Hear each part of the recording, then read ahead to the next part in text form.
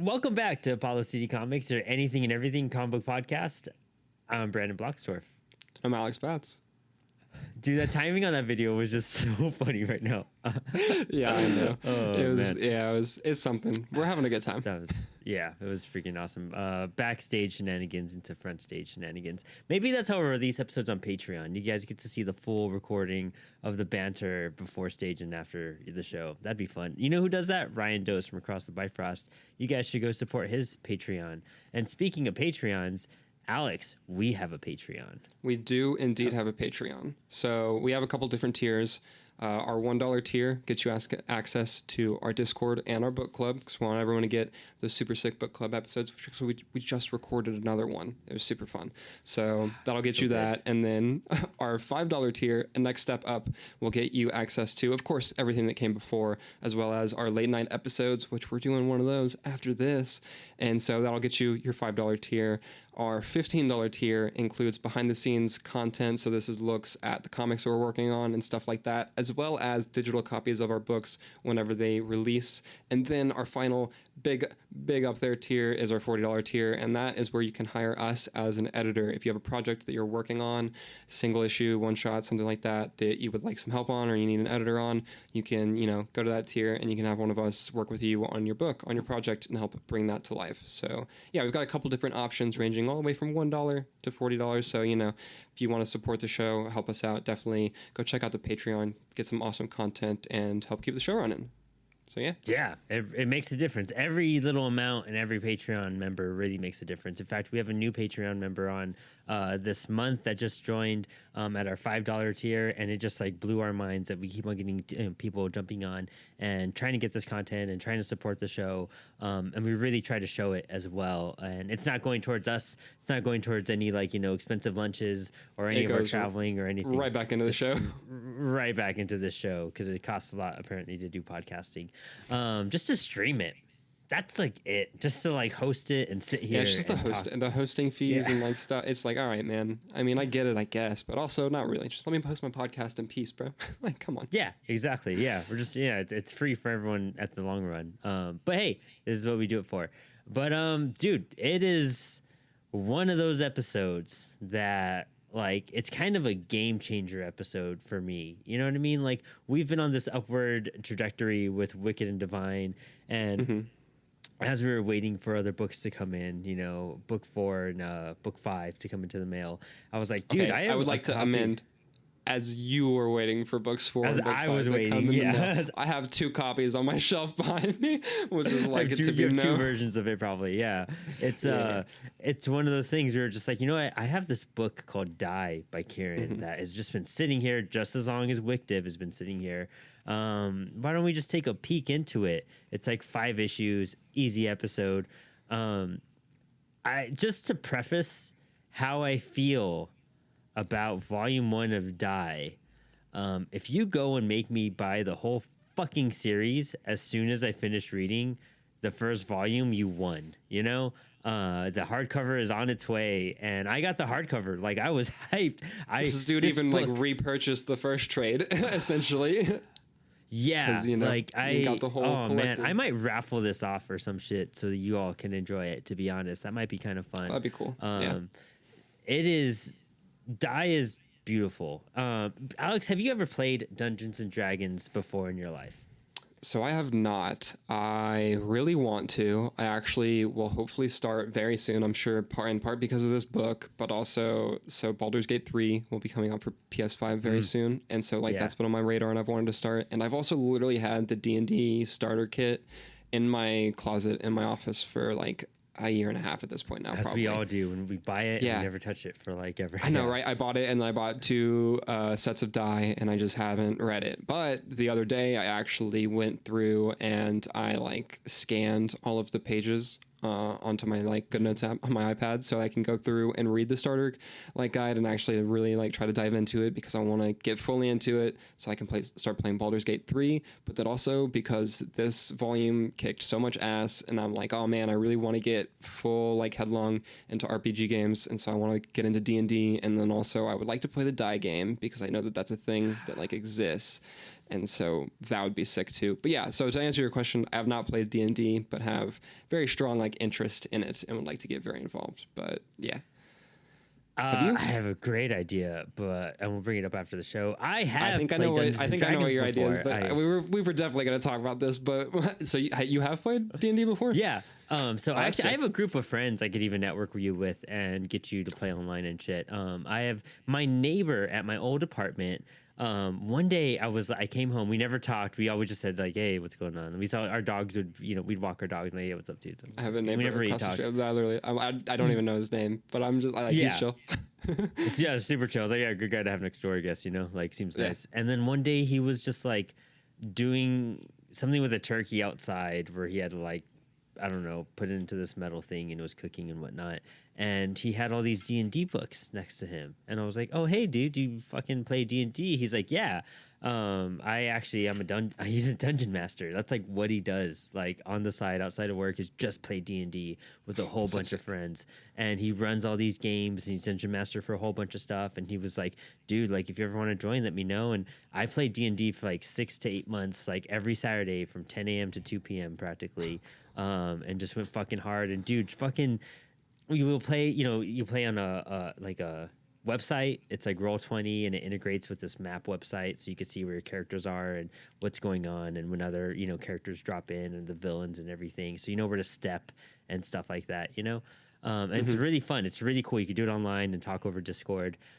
So sick. And dude, like one of my characters died at like the fucking edge of time battling for the fate of the universe. It just wound up that way. And then like I had to I sacrificed myself and then it fucking saved everybody. It was the most epic shit ever. That's so cool. Dude. Like it was so fucking cool.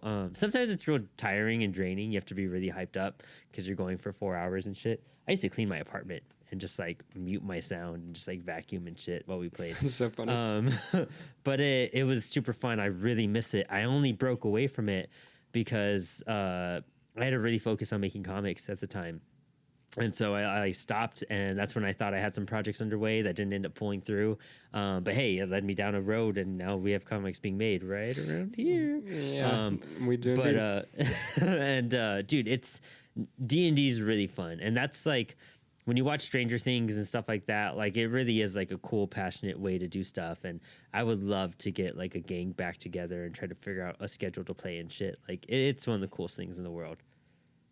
Oh yeah, well we'll make that happen because I very much am trying to get very into D&D, even though I definitely do not have the time, but I'll figure it out. Yeah, same here. But you know what? We'll figure it out. Maybe we'll do some live D&D stuff with like friends and shit. We'll make a whole blast out of it with Apollo. Yeah, we'll make it a work thing that's like not work.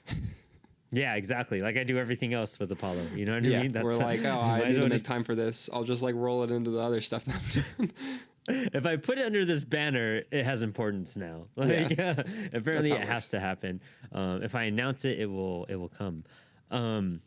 Dude, but yeah, what tripped me out about this book is that it doesn't start the way you expect it. I kind of felt like it would start. My predictions for this was like, oh, okay, you have a bunch of kids who are playing D&D and they get sucked into this like Jumanji-like universe, and now they're adults playing their characters and shit. When like, as a matter of fucking fact, no. The cool thing about this book, like quick little introduction overview, is that these kids went over to play D&D one night, and the main guy, Simon, or was it Simon, right? I forgot his name. We suck at names. That's why I try not to talk about it. Solomon. I was right about the S. Just read the back thing. Just the first. There we go. Fucking. Oh, dude, I was right. I was pretty much along the same things. This is way more professional. In the 90s, 6 teenagers disappeared into a fantasy role-playing game. Only 5 returned. Nearly 30 years later, the broken adults dragged back to discover the game isn't finished with them yet. And that's when they go back. And so they get sucked back into this game when they're in their 40s. They all have lives. Speaking of our last few episodes, from Cavalier and Clay to The Last Wicked and Divine, imagine your life and all the regular bullshit you dive into, and now you're sucked into a D&D game in your 40s. Dude, that's wild. You have a lot going on in your regular life, and you're just pulled away and disappear from reality into like this fantasy game. And what basically ends up happening is that they have to chase down their friend and find a way to defeat him because he is now the Grandmaster. And they need to all wish the same wish to go home. They all need to want to go home so they could go home together. And they end up finding, of course, their friend Solomon through a series of adventures, and even Lord of the Rings references where you have Frodo. I mean, Tolkien is straight up in the book. Like that was him. Yes. Yeah. Like, right. That's what I was thinking too. Yeah. No, Kieron talks about it in the essays in the back matter that like that straight up is Tolkien. Like he literally just wanted to bring like the trenches of war to Hobbitown and like have that be the Tolkien issue. And I was like, oh man, I'm gonna cry right now. Love that. I love that. That's too freaking cool. Yeah, man. They're going through that and then defeating your friend, like to like get out of the game and finding your escape and being able to go home. But then some people are like, I don't know. I'm in my 40s. Shit kind of sucks. Yeah. I was like, I'm a think I want to stay here. Yeah. And honestly, when that happened, I was like, hey, I wouldn't blame him. Yeah, dude, they were like, my life kind of blows actually, and this is literally a fantasy. Like, I think I'm gonna chill here actually, and like, yeah, I mean that I can definitely see and it's such an interesting way and like such an organic way to automatically like create a very like longer term conflict for them. Besides just like they have to like find and get to Solomon and defeat him, you know, like that's what I was thinking too. Once it was introduced, I was like, oh, so the whole series is going through this guy's stuff and they're gonna defeat him in the last volume. And then like no, not at all, which is awesome. And that's what I love about Kieron, and he did that to us at the end of Wicked Divine Volume 1 and at the end of Volume 2, where you think you know what's going on, and then he's just like, nope, that is gonna happen for sure. But that ain't it. Like, that's not the end of the story. That's just part. Literally, the 5th issue is titled Premise Rejection. Like, that the whole, like, concept is it's, like, rejecting the, like, initial premise of it. And, like, and the fact that, and I'm going to keep ripping some stuff that he says in the back matter, but, like, he talks about that more. Please, and talk about the essays back there. Yeah. I feel ashamed I didn't finish reading them. I'm pretty sure that these originally are like posted on Tumblr. I know that's where he did the Wicked and the Divine ones. I don't know if he has a blog now specifically that he would have done these in, because I didn't keep up when they were originally coming out. But they're collected as essays in the back matter of the trade.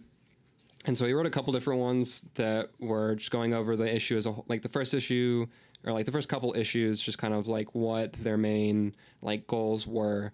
And then he also did essays talking at length about the character and world building. And because, as we've mentioned already, like he did make Die as a role-playing game that you can play as well. So like the game that the characters in the book are in is a real game that he also made the rules to, which is why it is such a like consistent and cohesive thing when you're reading it, which is awesome. But yeah, he talks about in making both the story and the game that in like a D&D party you have people, or like an RPG party, because you know D&D is not the only RPG, you have people that are there that reject the premise of like being there and being in the party, that like their whole thing is like, oh no. And so like he wanted that to be a thing that's baked into the game and the story, and that like it's something that the characters are also going through and experiencing it, and it's a like very integral thing there. But yeah, so that was one of the things, and also just talking about like how he structured the like first couple issues, how the first one he really wanted to start it like not in the normal way of like you think that you're gonna kind of go into this fantasy world like immediately, but more so making it like showing how much their like life kind of sucked like for all of them before, like in their current day. It's like, oh, this is kind of shitty, like, and all this feels like not great. And so then whenever you get to the fantasy world, it's like, oh, like this big and bright and all this stuff. But then also like he made it a super, like it's a depressing story and like a horror story also, which is really, really interesting. And I think a very fascinating direction to take it. And he gets a lot of character mileage out of that, I think. I mean, and that's a great thing to point out, especially with the coloration. And when you look at the first issue, how dark and bleak every single page and panel it is, until you see the dice. And it's not until you see the dice that you start to see some color come out. But as they talk through their future and what they're doing and the lives they're living, it's all very, it's just very oppressive and claustrophobic and sucks. Like, it's just like, oh, this is not like cool. Like, this feels like a very down down thing. You wake up in this planet, and dude, look at the reds and oranges and bright blues and whites pouring through, and it's open. It's what you're saying, claustrophobic, but this is such an open area, so much breathing room, and like just it's a totally different vibe in this different universe. I love that. That's such a cool thing to admire, which is crazy because I grabbed this book and I took a first glance at it, like a real minor first glance, like maybe opened up a page or two. I'm not even too sure. And I was like, oh, the art doesn't really like appeal to me. I'll get to it eventually. And when I was reading it, I was like, man, this is one of the most beautiful books I have ever fucking seen. So she did the not the Tara issue because that was Tula Lotay, but she Stephanie did. Hans, yeah. Yeah, Stephanie did one of the other Awakening the Divine issues that we just read, actually. I can't remember which one, though. I don't remember which one. It's too far for me to reach, but they could dive back into it. Because we mentioned all the artists, I think, in the last episode, too. But yeah, she did art for one of those. Yeah, she's just phenomenal. Like, it just absolutely stunning art all across the board. But yeah, there's so much in this that I like really loved. I love a lot in the second issue whenever they get there. So I like, there's this quote. They say, we play by the old house rules, right? We have no idea how real die is, so we have to treat it like it is real. If it's fantasy and we treat it like reality, there's no loss. If it's reality and we treat it like fantasy, we become monsters. Which I really, really love this because there's a lot of interesting things here about like ethics, morality, and like virtue ethics, and then like habituation, and also even like determining sentience and like personhood in other beings, and like how you should treat things if you don't know whether or not they are sentient, and like how you should morally act, whether or not you think there are like repercussions going on, and like there's just so much there that I love a lot, and the fact that that's something that they like. It's just a line that's thrown in there, but like it brings so much weight to it. And I also love the fact that like it gives you a lot of history, and that like they clearly had to like they had those discussions before, like they're like, we're playing by the old house rules, right? And like, so just knowing that that had to have been a very intense thing that they had to talk and think about and try to like come up with a way to act in this world, like is very, very, like, I just love that. And it reminds me of the, and I'm blanking, it's Pascal's Wager, which is, I don't know if you've ever heard of that, but it's like an argument in favor of the belief of God. And so it's basically goes like, it's better to believe in God because the like outcomes are like either he is real and you did believe in him and you get to go to heaven, or he is real and you didn't believe in him and you go to hell, or like he's not real and you didn't believe in him and like nothing happened, or like he's not real and you did believe in him and still nothing happened. So like of those four options, the worst case scenario is like exponentially you should do everything you possibly can to avoid that, like clearly, and like should go for the like best option. Yeah. But like there's a lot of arguments against Pascal's Wager for a variety of reasons. I don't subscribe to it. Like I'm not, obviously, but like it's something that reminded me of this because it's very much framed in like, hey, like we have to take, like if we go by the worst case scenario here, like we're the worst people ever. Like we can't do that. And so it's really something loved you could it. apply to different measures to make it applicable, just like what they did here. And that's the cool Yeah, part exactly. about Like that. it's a very, like it's just taking and like tweaking a little bit, but it's the same general like concept. And it's just, I just love stuff like that. Using the same concept, changing the argument, basically, you know? Yeah, but it's just like, and just such interesting questions that like you have to wrestle with.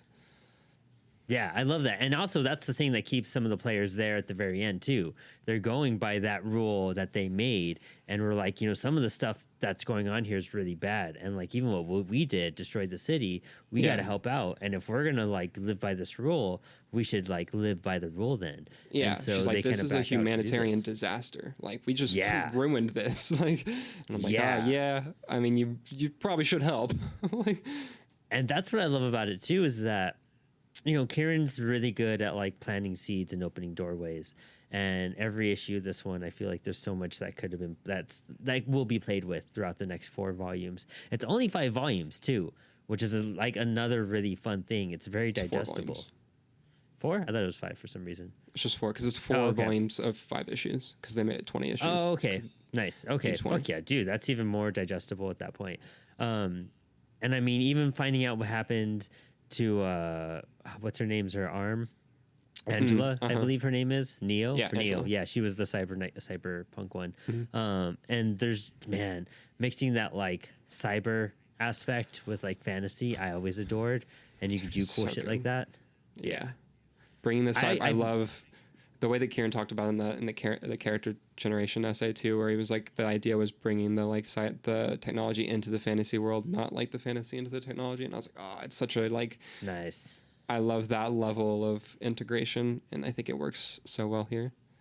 And like her colors being like that red like visor and everything, and it going so well with everything else that they use, because it's also like a main color.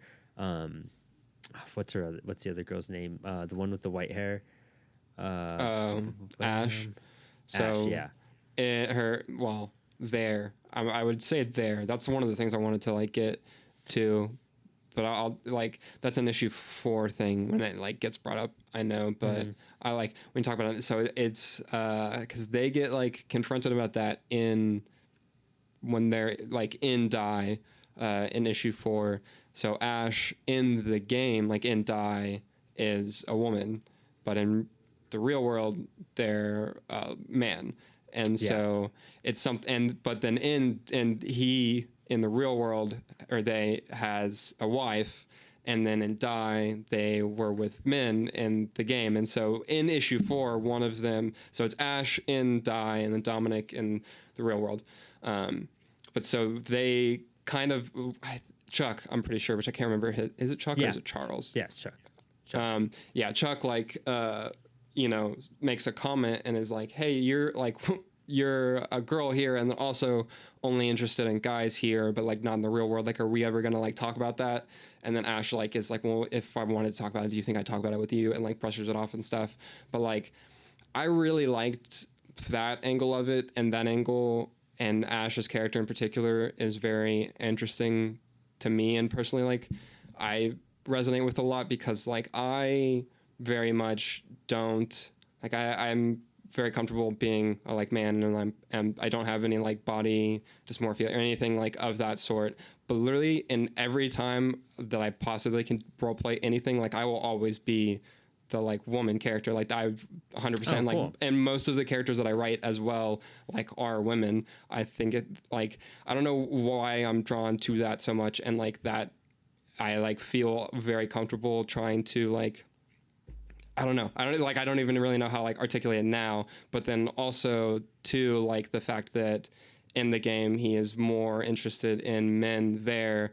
Like it feels like almost he feels more safe being able to explore that there. But then it's another thing too, where like very much relate, because like I discovered very later in my life that like I am bi, and like that's something that like I didn't know for the longest time, but then like did make more sense whenever I was like, oh, okay, like kind of figured that out.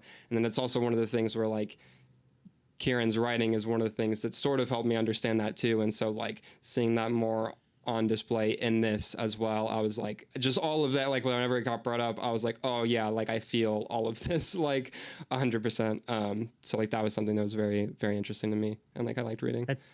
That's super cool. And I mean, that's stuff like that that's where like D&D and like these RPG games are really like exciting and beneficial for like people and kids, because they can kind of embrace what they want to be in this realm. You know what I mean? They could kind of find acceptance or find understanding, kind of like you did. And that's one of the coolest part, is finding clarity and understanding through something you're enjoying, and therefore you're not like feeling ashamed or pushed back by it, because you're like, oh, I get to like fully be who I want to be in this environment. Yeah, and like the whole, I now like, that's understand the, like, things. Entire point. You're like, that's what I'm here to do, and so like yeah, that's a very cool thing.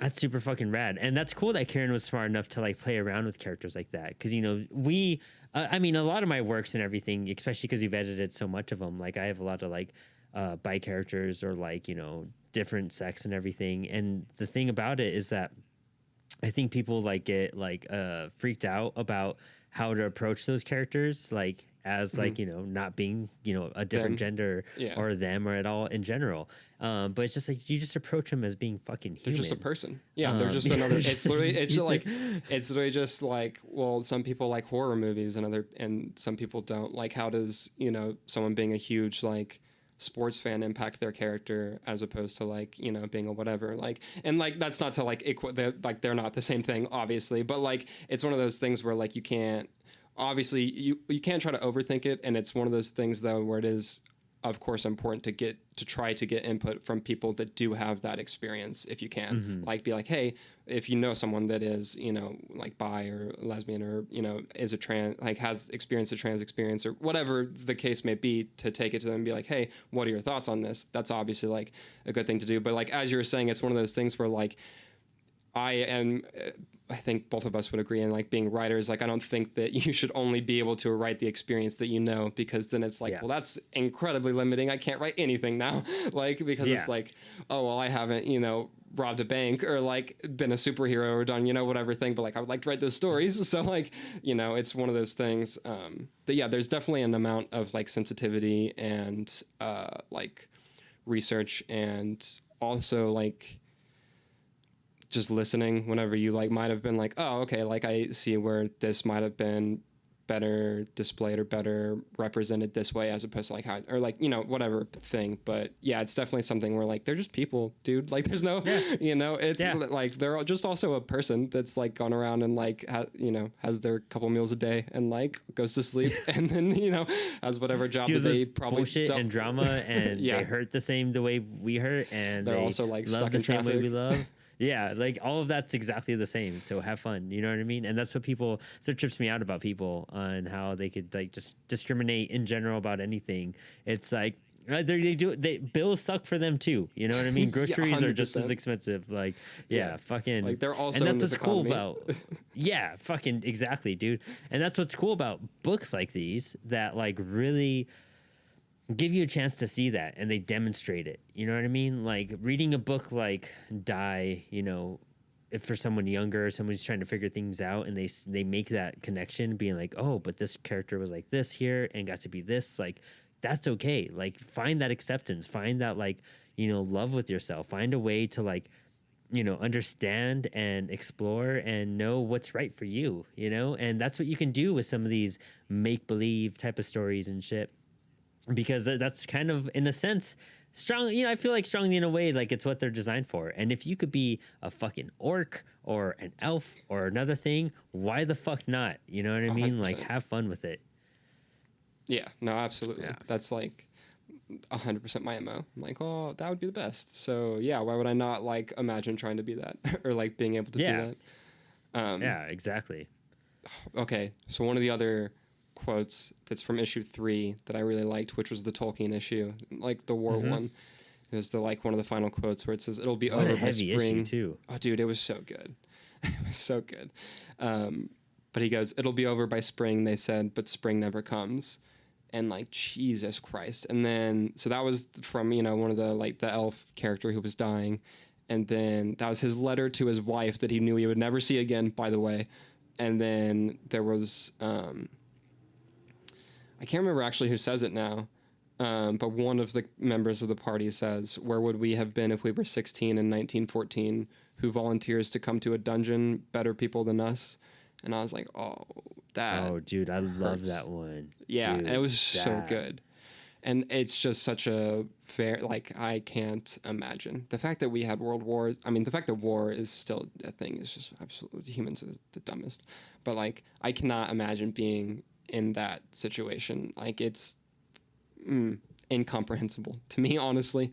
Yeah, so that issue, I think, explored that really well. And then the last thing that I definitely wanted to touch on was the Eternal Prussia stuff that, like, I don't know how much you were, like, interested in that or, like, that section of it, but the fact that it's an area that's apparently of pure math is very interesting to me, because, like, there's a lot of, like, philosophical stuff there, and then also, like, people treating, like, math as, like, a god, essentially.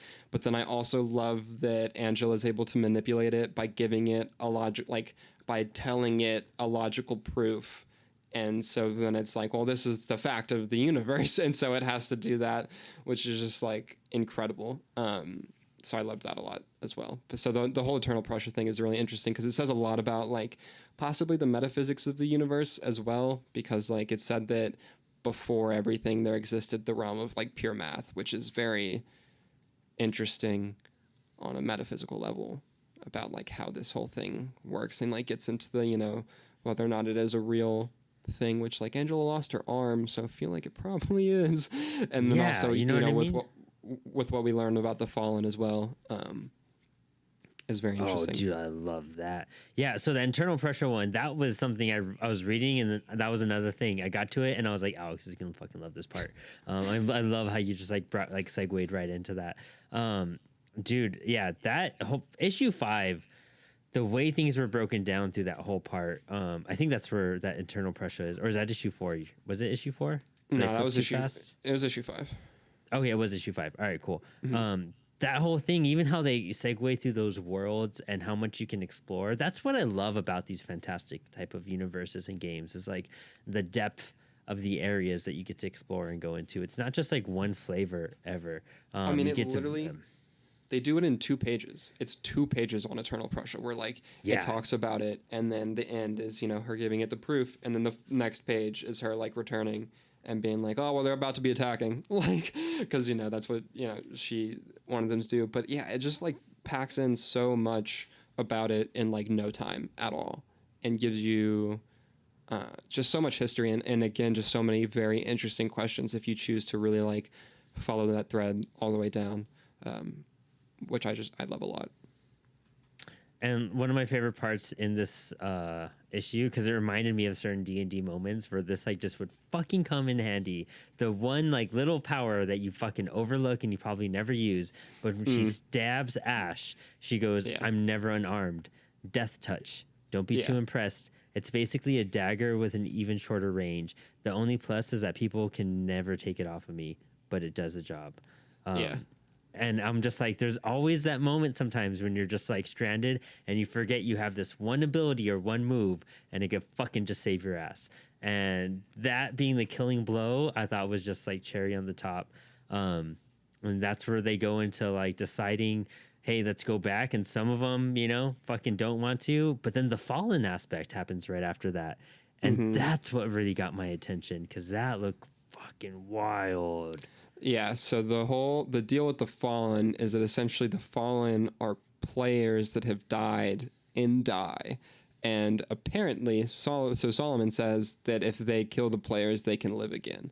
And so that's the whole, like, thing there, which is just, again, there are so many implications baked into that with all of that, because they've been just straight, because the whole part of the whole thing that they say at the beginning is that they exist to just be like okay things to kill, is like what the Fallen are, and like they might have been people or like were people, and so that just throws a whole lot more into that. So yeah, that's not great. It's a lot more after them than they ever realized too. I'm so hyped to read the next volumes, dude. I'm so excited. Super, super excited. This was like a breath of fresh air. I thought it was just super like a smooth read, and I even started rereading issue 1 after I read all the 5 issues the night before, just to like really be like, okay, I want to grasp this and make sure I get it all. And it was so much more impactful the second time, just knowing what's going to happen. It's one of those where it's good to know what's happened, because now you're like, oh fuck, you don't even know yet. Like the whole time we've been going through Wicked and Divine, I'm just like, so good. I know. No. And we'll be jumping back on that on volume 4 pretty soon too. We have a whole bunch of cool stuff lined up, comic book wise. We have Black Hammer, more Wicked and Divine, the next chapter of Miracle Man, Akira's coming up, and whatever commentaries that fall in between all that while we record. Yeah, tons of stuff, tons of very exciting stuff. But yeah, I love this. I love that we've transitioned into half of our content currently being Kieron Gillen focused. I am all about that. Yeah. So I've always been a big fan of his, so it's really cool finally being able to really dive into his stuff, and it being so accessible at the moment too. And I mean, WickDev, we only have like, there's 9 volumes, right?